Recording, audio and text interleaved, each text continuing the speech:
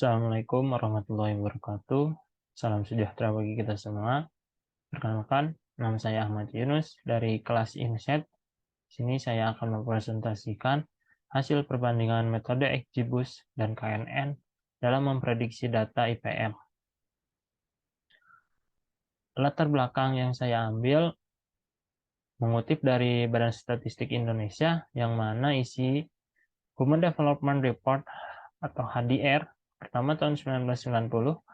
Pembangunan manusia adalah suatu proses untuk memperbanyak pilihan-pilihan yang dimiliki oleh manusia. Di antara banyak pilihan tersebut, pilihan yang paling terpenting adalah untuk berumur panjang dan sehat, untuk berilmu pengetahuan, dan untuk mempunyai akses terhadap sumber daya yang dibutuhkan agar dapat hidup secara layak. Serta juga memahami metode XGBoost, yang mana dalam mata kuliah data science ini tidak begitu didalami mengenai metode XGBoost, tapi cuma diberi pemahaman atau konsep mengenai XGBoost ini dan memaksimalkan metode KNN yang sudah dipelajari sebelumnya. Pada rumusan masalah, yang pertama itu melihat akurasi yang didapatkan dengan metode XGBoost.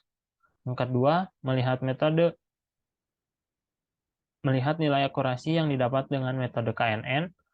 Mengetahui hasil perbandingan akurasi model yang baik dari kedua metode. Masuk ke data dan variabel data.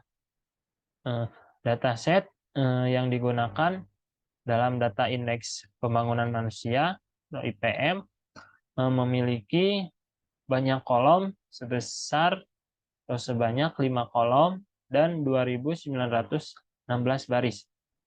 Sedangkan variabel datanya ada 5. Yang pertama ada harapan lama sekolah, yang kedua pengeluaran per kapita, yang ketiga rata lama sekolah, yang keempat usia harapan hidup, dan kelima indeks pembangunan manusia atau IPM. Masuk ke processing data, ini mengetahui adanya data yang duplikat.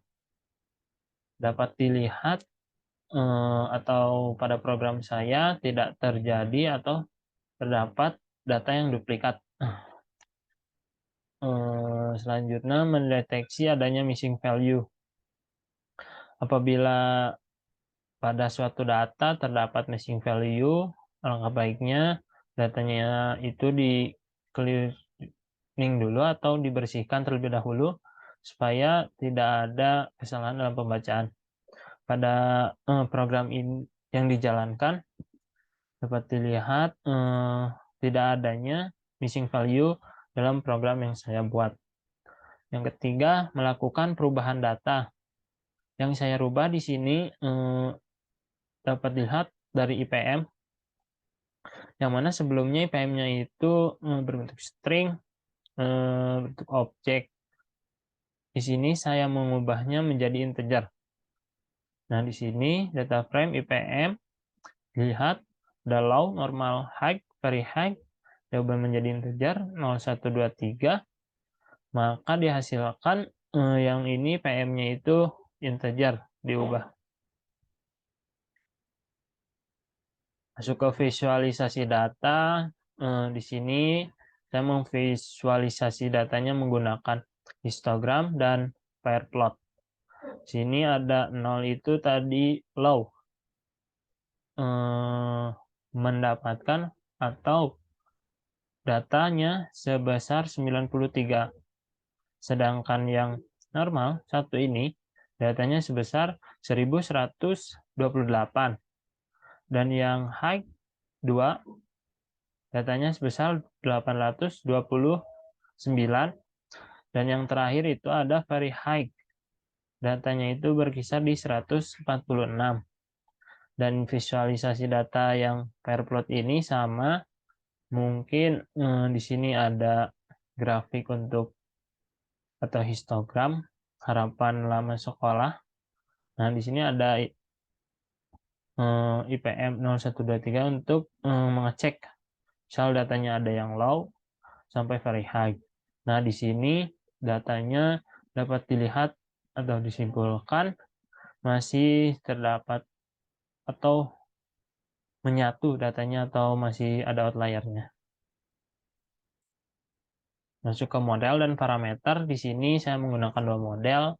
Yang pertama XGBoost, yang mana parameter yang digunakan adalah N estimator, yaitu jumlah pohon keputusan banyak 300, N treat, yaitu dapat melatih model dan prediksi sebesar 2, Max depth, untuk mengatur kedalaman maksimum dalam setiap pohon keputusan 4, sebesar 4. Sedangkan seed, untuk mengatur bilangan acak untuk membuat pohon keputusan sebesar 1700. Sedangkan model kedua ini saya menggunakan KNN. Parameter yang digunakan adalah sini N-board, yaitu jumlah tetangga terdekat atau titik data terdekatnya yang saya berikan sebesar 5. Nah, di sini masuk ke ukuran dan kebaikan model.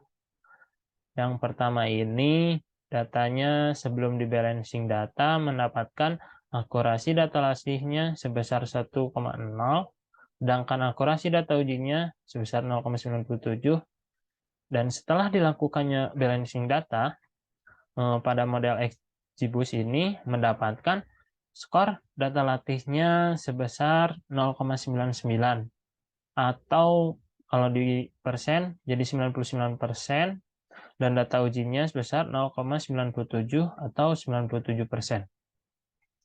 Masuk ke ukuran kebaikan model pada KNN atau K-nearest Nickport. Sebelum di balancing, datanya itu data latih sebesar 0,82, sedangkan akurasi data ujinya itu sebesar 0,78. Setelah dilakukannya balancing data, dapat disimpulkan akurasi data latihnya sebesar 0,89 atau 89%, dan akurasi data ujinya itu sebesar 0,74%. Nah, lanjut ke kesimpulan atau insight yang saya dapat dalam metode indeks pembangunan manusia ini menggunakan dua model XGBoost dan KNN. Pada saat melakukan balancing data, terjadi perbedaan yang tidak terlalu signifikan pada akurasi data indeks pembangunan manusia. Kedua, hasil akurasi dengan model XGBoost mendapatkan akurasi data latihnya sebesar 99% dan akurasi data ujinya sebesar 97%. Sedangkan dengan metode atau model KNN, K-nearest Nickport, akurasi data latihnya sebesar 89% dan akurasi data ujinya sebesar 74%.